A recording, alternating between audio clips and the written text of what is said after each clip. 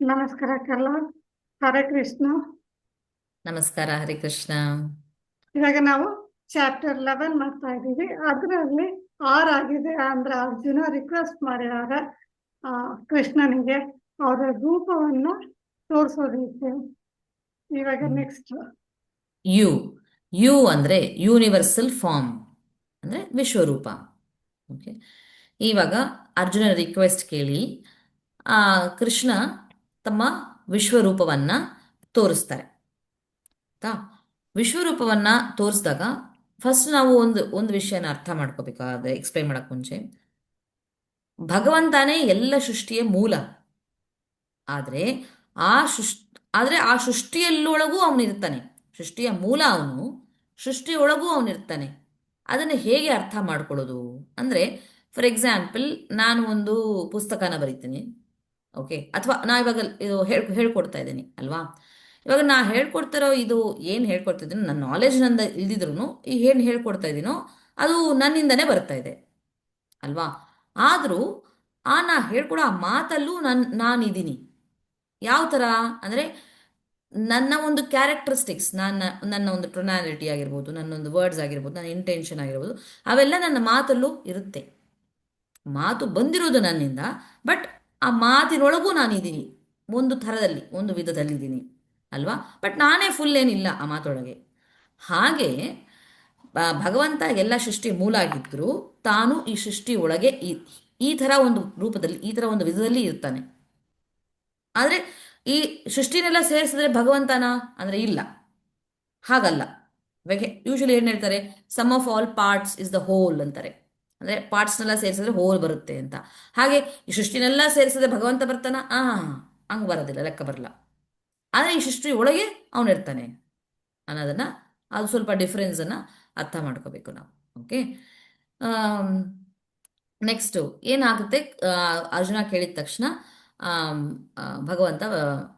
ಭಗವಾನ್ ಕೃಷ್ಣ ಏನು ಮಾಡ್ತಾರೆ, ಸರಿ ಅರ್ಜುನ, ಪಾರ್ಥ, ನೋಡು ನನ್ನ ಒಂದು ದಿವ್ಯವಾದ ನೂರಾರು ಸಾವಿರವಾದ ರೂಪಗಳನ್ನು ನೋಡು.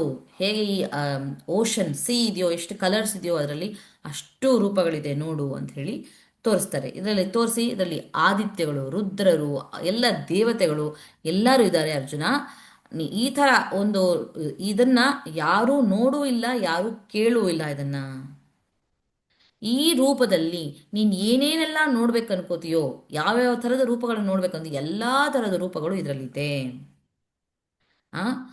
ಇದನ್ನು ಒಂದ್ಸಾರಿ ನೋಡಿದ ತಕ್ಷಣ ನೀನು ಇನ್ನು ಫ್ಯೂಚರಲ್ಲಿ ಬೇರೆ ಯಾವ ರೂಪ ಏನನ್ನು ನೋಡ್ಬೇಕಂತ ನಿಂಗೆ ಅನ್ಸೋದೇ ಇಲ್ಲ. ಯಾಕಂದ್ರೆ ಎಲ್ಲಾನು ನೋಡಿರ್ತೀಯ, ಎಲ್ಲನೂ ಕಂಪ್ಲೀಟಾಗಿ ಇದೆ.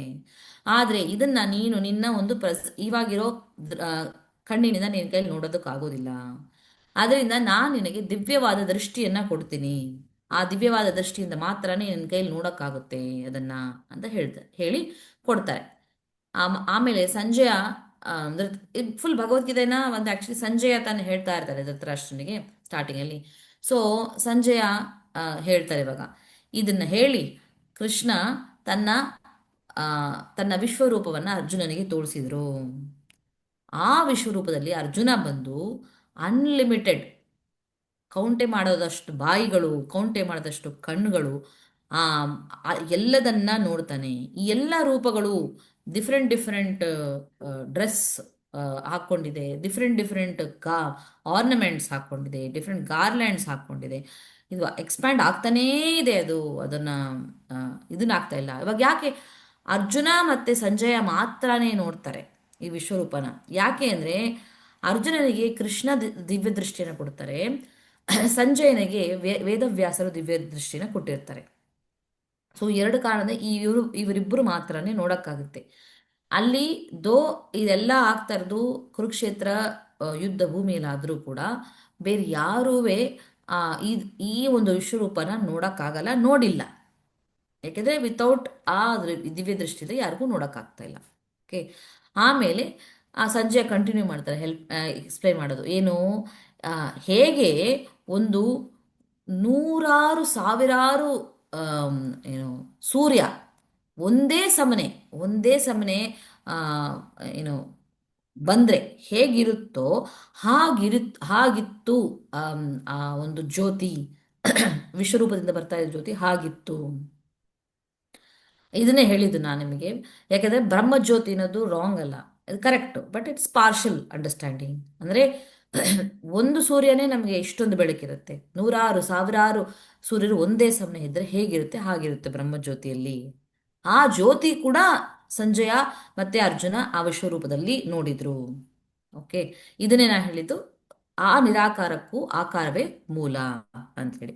ಸೊ ಅರ್ಜುನ ಇದನ್ನೆಲ್ಲ ನೋಡಿ ಆ, ಒಂದೇ ಪ್ಲೇಸಲ್ಲಿ ಎಷ್ಟು ರೂಪಗಳನ್ನು ನೋಡಿ ಅವನಿಗೆ ಫುಲ್ಲು ಏನೂ ತೋಚ್ತಾ ಇಲ್ಲ. ಅವನು ಫುಲ್ ಅಷ್ಟು ಆಶ್ಚರ್ಯ ಆಗೋಗಿದೆ.